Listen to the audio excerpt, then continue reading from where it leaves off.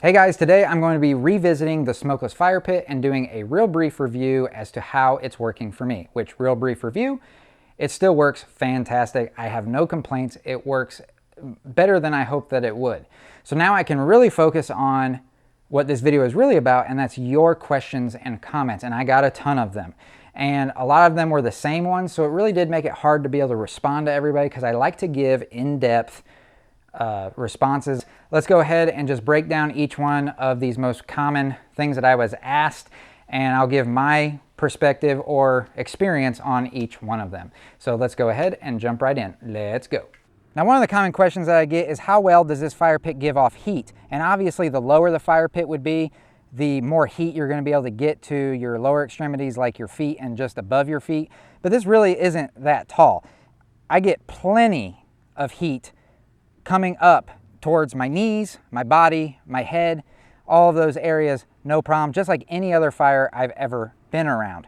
Now, if you're up north and you're wanting to have a bonfire during the winter and you're using it because you want to keep your whole body warm, then this might not be the most ideal situation for keeping your feet warm, but I've developed a hack for that. Another question I get asked a lot is after a fire, how do I clean out the ash with those stones? Now, after a fire, this is typically what I'm left with. It's basically just a few chunks of wood and maybe a couple of burned up coals here and there, and this is how I clean it up. Ready for the next one. But in all seriousness, after a bunch of fires, maybe there will be some ash buildup, and at that point, I would just probably try to scoop as much of it into a pile and then just scoop it up with a small shovel. All right, so now let's talk about these holes down at the bottom of the fire pit where the fresh air comes in. Now, I got a lot of questions and a lot of comments from people asking why I had to break these blocks to make my holes on the bottom instead of just removing a few of the blocks and then spacing out the bottom row to equally to where you'd have a gap like that, for instance, all the way around the fire pit. Two reasons came to mind when I thought about it. Number one, it probably would be very hard to get it symmetrical to the top two rows of stone for it to look right. Now, that's just aesthetics. That's not a big deal. Number two, anytime I've dealt with trying to have airflow and dealing with trying to create that vacuum effect, it's always been my experience that the more holes that there are, the less effective that it is. So my thinking was to have less holes, but to where they are large enough to be able to pull in enough air with that vacuum effect where when this ring gets hot and it causes that air in behind it to get hot and raise up and then come out those holes, that it creates that vacuum effect, pulling that air through those holes. Now, that is just me. I've had some people say that they did do that where they had holes all the way around and it worked very well for them. I'm not going to question them. I'm sure that it did, and I'm glad that it did.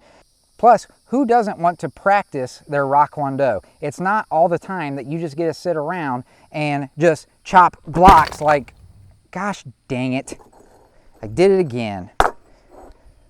Now, I did get quite a few suggestions from people to get that high temperature paint to put on the holes that were cut out at the top of the ring here, because now that steel is exposed to the elements and is more prone to rust and corrode, which this is a really good idea. So I did pick up this high heat 2000 degree Fahrenheit paint that is made by Rust-Oleum, and I just picked it up at my local home improvement store. Now, typically people use this paint in very hot areas in their vehicles, like their engine compartment, or they also use them in their grills. So this should work very well for being on this ring.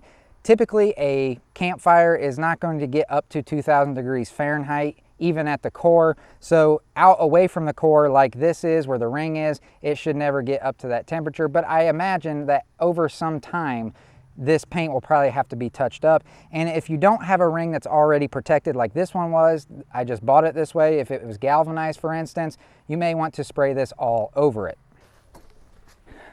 So now let's talk more specifically about these holes going around the top here. I got a lot of questions asking what size hole saw did I use. I used an 1.5 inch hole saw. Then I also got questions of shouldn't the holes be smaller or would it work better if they were smaller?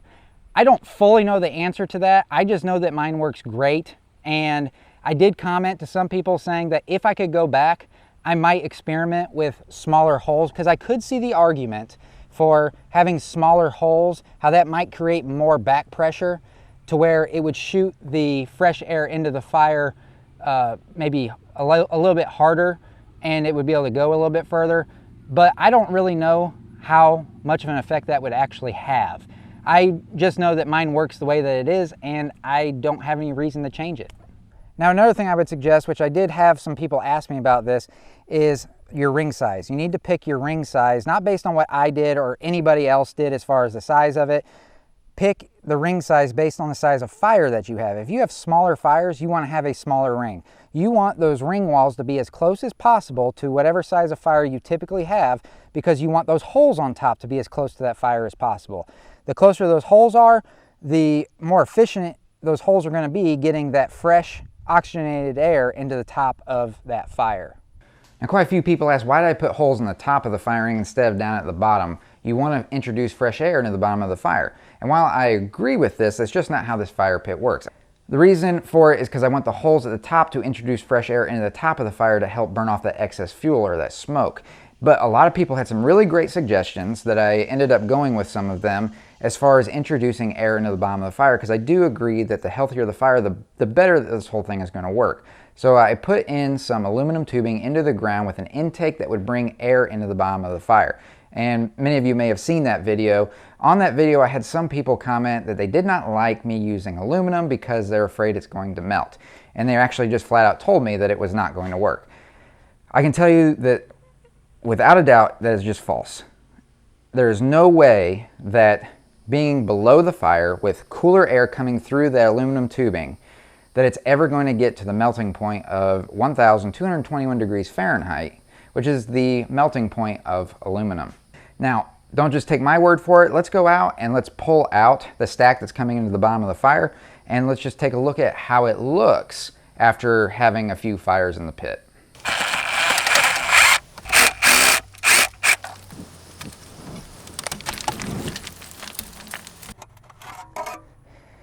All right, so here is the metal that is the closest to the fire, and as you can see, completely intact. No signs of melting. Even the little burrs that were left from where the drill went through, they're still there. And look at this. The UPC tag is even still there, and you can even read the letters on it. So yeah, this is not getting anywhere near hot enough in order for this aluminum to even think about melting. Now, I've also gotten some comments from some very skeptical people as to whether or not this actually works. And I've even gotten some comments from people that are basically just flat out accusing me of being dishonest about my results, even though they've never actually tried this themselves. I don't know what to say about that other than I'm just telling you guys my personal experience and results that I've gotten ever since I built this. My results have been nothing but good. Every single fire I've had has had little to no smoke. And I've had numerous comments as well on the videos from other people letting me know that they built this exact same pit or one very similar to it, and they've had those same really good results. But I'm going to go ahead and build a fire just to show you again the results that I'm getting. I'm a man of the people. I'm going to give the people what they want. And it has nothing to do with the fact that I'll take any excuse to set something on fire.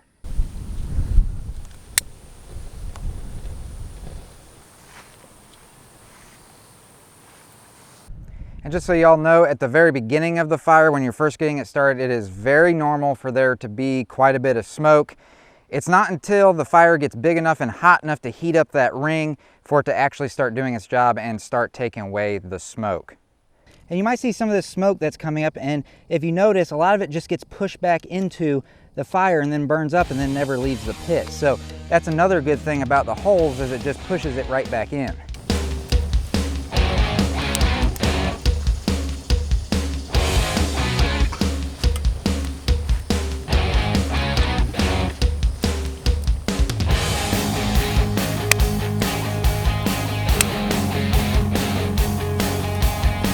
There's nothing like having a fire on a 95-degree day. Well guys, I hope that this was helpful for you and I answered all of your most commonly asked questions. There were a lot of them. Hopefully I was able to touch on the vast majority of them though.